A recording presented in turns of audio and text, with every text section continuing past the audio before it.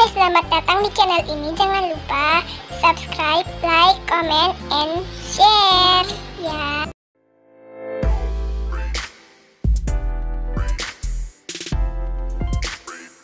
Pertama, materi dari buku ini terbilang sangat lengkap, mulai dari sejarah ilmu gizi, teori dasar ilmu gizi seperti protein, karbohidrat, lemak, vitamin dan mineral, gizi ibu hamil, gizi dewasa, gizi anak, hingga sampai pada materi uji kompetensi dan sertifikasi profesi gizi. Jadi bisa dibilang buku ini bisa dipakai deh seumur hidup. Namun penyajian teorinya sangatlah ringkas dan buku ini lumayan berat untuk dibawa-bawa.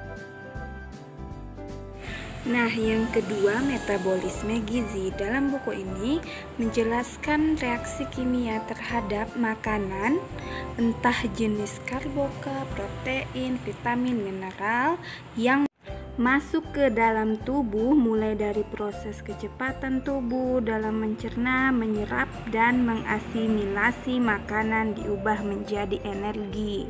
Jadi buku ini sangatlah lengkap mengenai metabolisme zat gizi di dalam tubuh. Yang ketiga adalah penuntun diet. Seperti dilihat tampilannya berwarna hijau, buku ini tidak tebal seperti dua buku sebelumnya. Namun buku ini sangatlah lengkap karena dijadikan pedoman saat magang nanti semester 7. Dan tentunya ini akan sangat berguna sebagai pedoman dalam mengatur makanan, berbagai penyakit beserta komplikasinya saat nanti kita menjadi nutrisionis. Nah, yang keempat, penuntun diet anak. Di buku ini mengkaji pengaturan makan anak mulai berumur 0 bulan hingga 17 tahun. Untuk 17 tahun ke atas menggunakan penuntun diet yang bersampul hijau nomor 3 ya.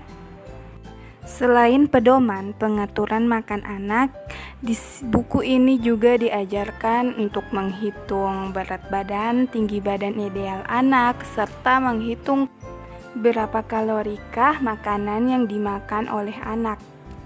Dan juga diajarkan mengenai bagaimana cara membuat menu sehari anak berdasarkan tinggi badan, berat badan, dan umur anak, atau jika ada penyakit anak beserta komplikasinya.